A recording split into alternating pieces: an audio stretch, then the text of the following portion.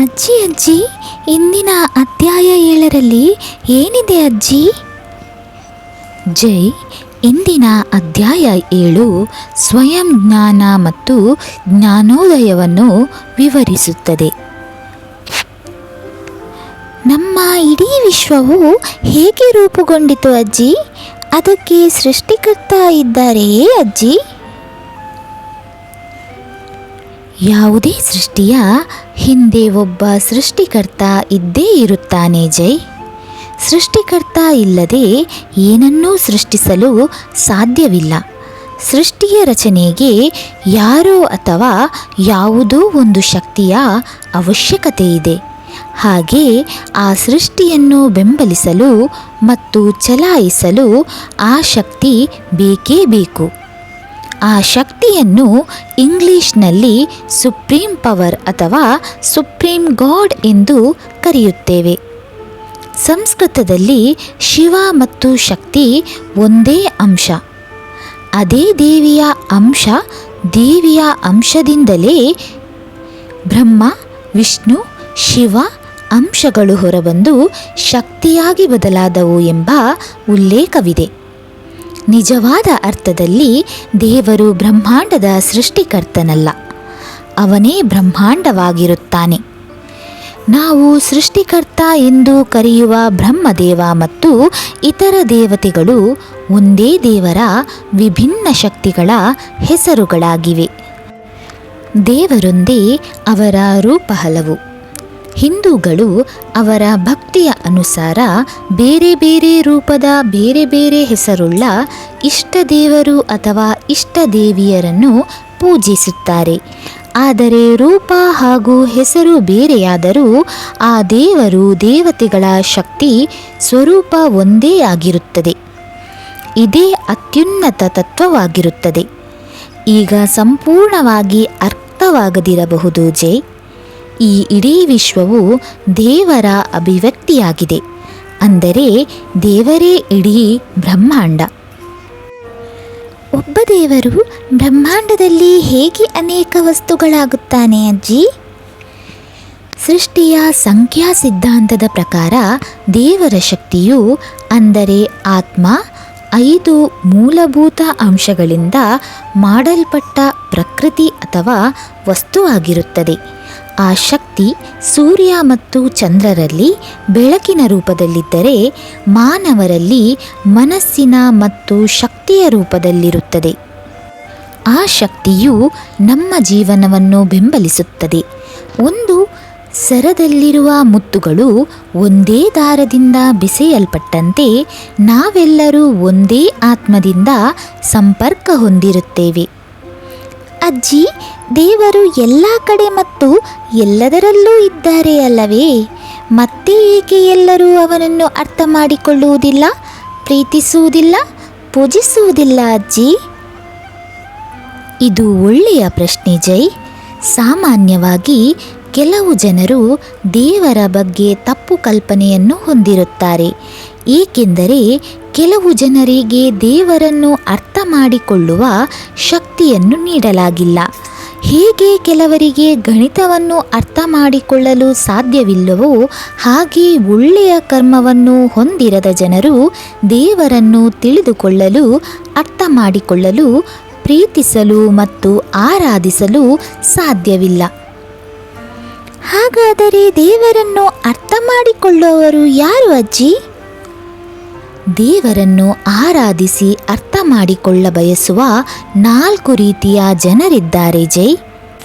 1ನೆಯವರು ಅನಾರೋಗ್ಯದಿಂದ ಬಳಲುತ್ತಿರುವವರು ಅಥವಾ ತೊಂದರೆಯಲ್ಲಿ ಸಿಲುಕಿದವರು ಮತ್ತು ತಮ್ಮ ಅಧ್ಯಯನ ಅಥವಾ ಕೆಲಸದಲ್ಲಿ ಉತ್ತಮವಾಗಿ ಕಾರ್ಯನಿರ್ವಹಿಸಲು ಸಹಾಯವನ್ನು ಬಯಸುವವರು. 2ನೆಯವರು ದೇವರ ಜ್ಞಾನವನ್ನು ಪಡೆಯಲು ಬಯಸುವವರು. 3ನೆಯವರು ಹಣವನ್ನು ಬಯಸುವವರು. 4ನೆಯವರು ದೇವರನ್ನು ತಿಳಿದಿರುವ ಬುದ್ಧಿವಂತರು. ಗೀತೆಯಲ್ಲಿ ಭಗವಾನ್ ಕೃಷ್ಣನು ಈ ಎಲ್ಲ 4 ರೀತಿಯ ಜನರನ್ನು ಭಕ್ತರೆಂದು ಪರಿಗಣಿಸುತ್ತಾರೆ. ಜ್ಞಾನಿಯು ಅಂದರೆ 4ನೇ ವರ್ಗ ದೇವರನ್ನು ತಿಳಿದಿರುವ ಬುದ್ಧಿವಂತನು ಏನನ್ನೂ ಬಯಸದೆ ಭಗವಂತನನ್ನು ಪೂಜಿಸುವವರೂ ಸಹ ದೇವರನ್ನು ಸಂಪೂರ್ಣವಾಗಿ ತಿಳಿದಿರುವುದು ಅನೇಕ ಜನ್ಮಗಳ ನಂತರವೇ ಎಂದು ಗೀತೆ ವಿವರಿಸುತ್ತದೆ. ಅಜ್ಜಿ, ನಾನು ಕೃಷ್ಣನನ್ನು ಪೂಜಿಸಿದರೆ ನಾನು ಪರೀಕ್ಷೆಯಲ್ಲಿ ಉತ್ತಮ ಅಂಕ ಪಡೆಯಬಹುದೇ ಅಥವಾ ಅನಾರೋಗ್ಯದಿಂದ ಮುಕ್ತನಾಗಬಹುದೇ? ಹೌದು ಜೈ, ಅವನು ಎಲ್ಲರ ಆಸೆಗಳನ್ನು ಪೂರೈಸುತ್ತಾನೆ. ಯಾರು ಆತನನ್ನು ದೃಢವಾದ ನಂಬಿಕೆಯಿಂದ ನಂಬುತ್ತಾ ಪೂಜಿಸುತ್ತಾರೋ ಅವರ ಇಷ್ಟಾರ್ಥಗಳು ನೆರವೇರುತ್ತದೆ. ಅದರ ಜೊತೆಗೆ ನಮ್ಮ ಶ್ರಮದ ಜ್ಞಾನವೂ ಮುಖ್ಯ. ದೇವರು ಎಲ್ಲದರಲ್ಲೂ ಇದ್ದಾನೆ ಅಂತ ಹೇಳಿದೆನಲ್ಲ, ದೇವರು ಪುಸ್ತಕದಲ್ಲೂ ಇದ್ದಾರೆ ಕಂದ. ಅದನ್ನು ಓದಿ ತಿಳಿದುಕೊಂಡರೆ ದೇವರನ್ನು ತಿಳಿದುಕೊಂಡಂತೆ. ಹಾಗೆಯೇ ಅನಾರೋಗ್ಯದಿಂದ ಬಳಲುತ್ತಿದ್ದರೆ ದೇವರನ್ನು ಪೂಜಿಸುವುದರ ಜೊತೆಗೆ ಆ ಅನಾರೋಗ್ಯಕ್ಕೆ ಬೇಕಾದ ಚಿಕಿತ್ಸೆಯನ್ನು ತೆಗೆದುಕೊಳ್ಳಬೇಕು. ಗುಣಮುಖವಾಗಲು ದೇವರ ರೂಪದಲ್ಲಿ ಇರುವ ವೈದ್ಯರು ಹೇಳಿದ ಮದ್ದನ್ನು ಸಮಯಕ್ಕೆ ಸರಿಯಾಗಿ ತೆಗೆದುಕೊಂಡು ಒಳ್ಳೆಯ ಆಹಾರ ಸೇವಿಸಿದರೆ ದೇವರು ನಮ್ಮ ಜೊತೆಗೇ ಇದ್ದು ನಮ್ಮ ಎಲ್ಲ ಕಷ್ಟಗಳನ್ನು ತೊಡೆದು ಹಾಕುತ್ತಾನೆ. ಮೊದಲು ನಮ್ಮ ತಂದೆ ತಾಯಿಯನ್ನು ಪೂಜಿಸಬೇಕು. ಅವರಲ್ಲೂ ದೇವರಿದ್ದಾನೆ. ನಮ್ಮನ್ನು ಈ ಭೂಲೋಕಕ್ಕೆ ತಂದ ಅವರೇ ನಮ್ಮ ಸೃಷ್ಟಿಕರ್ತರು. ಅವರನ್ನು ಗೌರವಿಸಿ ಪ್ರೀತಿಸಿದರೆ ದೇವರನ್ನು ಪ್ರೀತಿಸಿ ಆರಾಧಿಸಿದಂತೆ. ಇದರಿಂದ ನಮ್ಮ ಆಸೆಗಳನ್ನೆಲ್ಲ ಭಗವಂತನು ಪೂರೈಸುತ್ತಾನೆ ಎಂದು ಭಗವಾನ್ ಶ್ರೀಕೃಷ್ಣ ಗೀತೆಯಲ್ಲಿ ಉಲ್ಲೇಖಿಸಿದ್ದಾರೆ. ಅಜ್ಜಿ, ಹಾಗಾದರೆ ಎಲ್ಲರೂ ಕೃಷ್ಣನನ್ನು ಏಕೆ ಪೂಜಿಸುವುದಿಲ್ಲ? ನಾವೆಲ್ಲ ಗಣಪತಿ, ಹನುಮಾನ್, ತಾಯಿ ಸರಸ್ವತಿ ಹಾಗೆಯೇ ಇತರ ಅನೇಕ ದೇವತೆಗಳನ್ನು ಏಕೆ ಪೂಜಿಸುತ್ತೇವೆ? ಶ್ರೀಕೃಷ್ಣನೇ ಸರ್ವೋಚ್ಚ ದೇವರು ಜೈ. ಹಿಂದೂ ಧರ್ಮದ ಕೆಲವು ಪಂಥವು ಭಗವಾನ್ ಶಿವ ಮತ್ತು ದೇವಿಯನ್ನು ಪರಮದೇವರೆಂದು ಕರೆಯುತ್ತಾರೆ. ನಾವು ಪೂಜಿಸುವ ಎಲ್ಲ ದೇವಾನುದೇವತೆಗಳು ಶ್ರೀಕೃಷ್ಣನ ಶಕ್ತಿಯ ಒಂದು ಭಾಗವಾಗಿದ್ದಾರೆ. ಮಳೆಯ ನೀರು ಹೇಗೆ ಸಮುದ್ರವನ್ನು ಸೇರುತ್ತದೆಯೋ ಯಾವುದೇ ದೇವಾನುದೇವತೆಯ ಪೂಜೆಯು ಸಂಪೂರ್ಣವಾಗಿ ಕೃಷ್ಣನಿಗೆ ಸೇರುತ್ತದೆ. ಆದರೆ ಮಾನವರಿಗೆ ಅವರೇ ಆಯ್ಕೆ ಮಾಡಿದ ದೇವರ ರೂಪವಿರುತ್ತದೆ. ಅದೇ ಇಷ್ಟದೇವ ಅಥವಾ ಇಷ್ಟದೇವಿಯರು. ಅವರು ಆಯ್ಕೆ ಮಾಡಿದ ದೇವರಿಗೆ ಪ್ರತಿದಿನ ಪೂಜೆ ಅಥವಾ ಕನಿಷ್ಠ ಪಕ್ಷ ನಮಸ್ಕಾರ ಮಾಡುವ ಮೂಲಕ ವೈಯಕ್ತಿಕ ಸಂಬಂಧವನ್ನು ಸ್ಥಾಪಿಸಬೇಕು. ಆ ವೈಯಕ್ತಿಕ ದೇವರು ಅಥವಾ ದೇವತೆ ನಮ್ಮ ವೈಯಕ್ತಿಕ ಮಾರ್ಗದರ್ಶಿ ಮತ್ತು ರಕ್ಷಕನಾಗುತ್ತಾನೆ.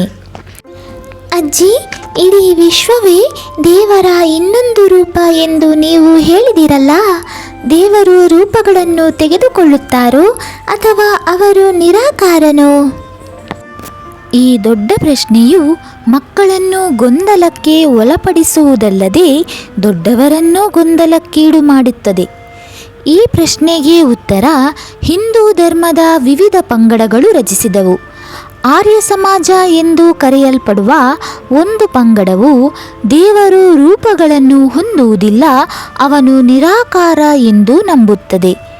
ಮತ್ತೊಂದು ಗುಂಪು ರೂಪವಿದೆ ಎಂದು ನಂಬುತ್ತಾರೆ. ಮೂರನೆಯ ಗುಂಪು ದೇವರು ರೂಪಗಳನ್ನು ಹೊಂದುತ್ತಾನೆ, ಹಾಗೆಯೇ ನಿರಾಕಾರನೂ ಹೌದು ಎಂದು ನಂಬುತ್ತಾರೆ. ಪ್ರತಿಯೊಂದಕ್ಕೂ ಒಂದು ರೂಪವಿದೆ ಎಂದು ನಾನು ನಂಬುತ್ತೇನೆ. ಜಗತ್ತಿನಲ್ಲಿ ಯಾವುದೂ ನಿರಾಕಾರವಲ್ಲ.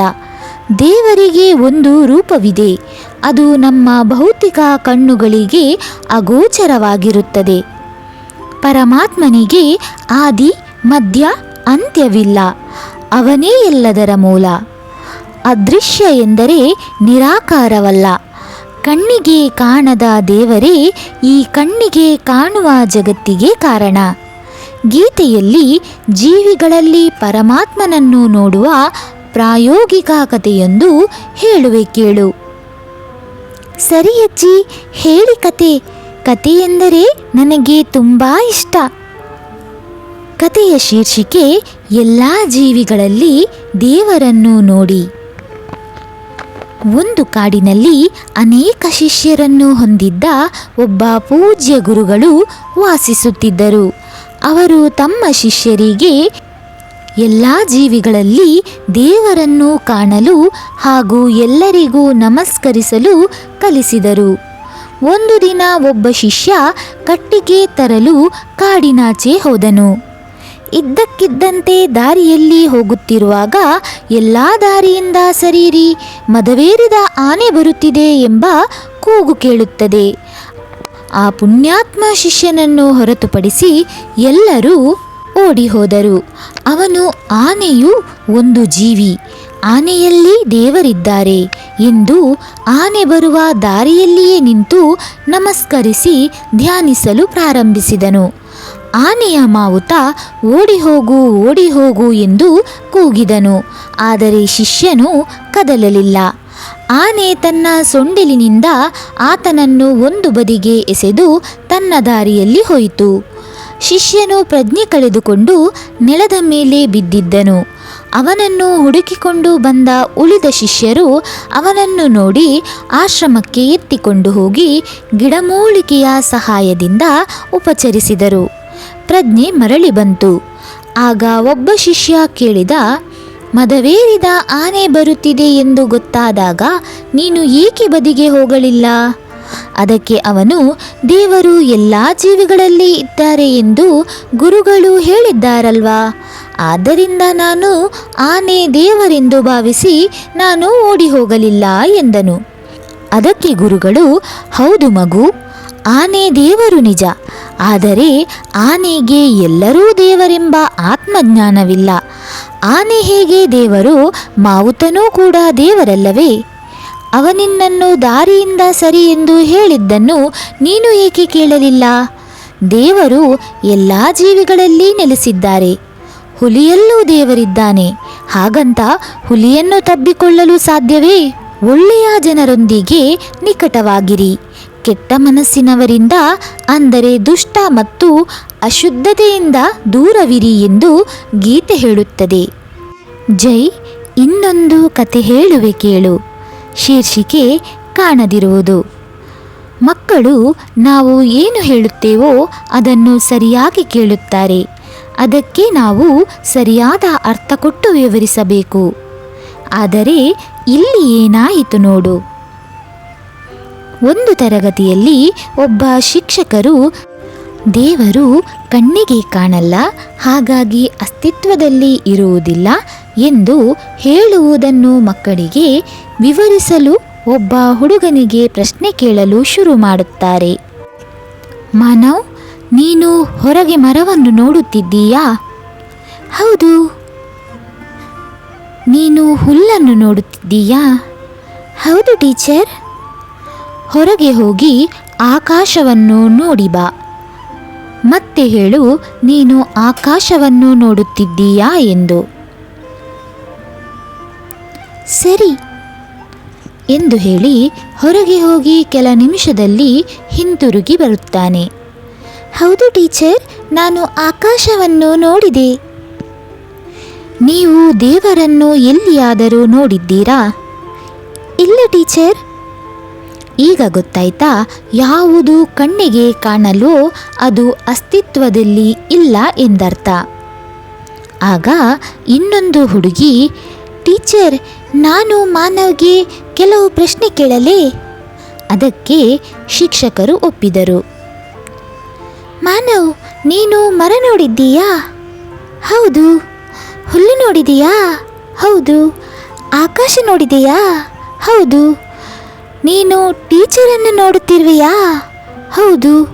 ನೀನು ಟೀಚರ್ನ ಮನಸ್ಸು ಮತ್ತು ಮೆದುಳನ್ನು ನೋಡುತ್ತಿರುವೆಯಾ? ಇಲ್ಲ.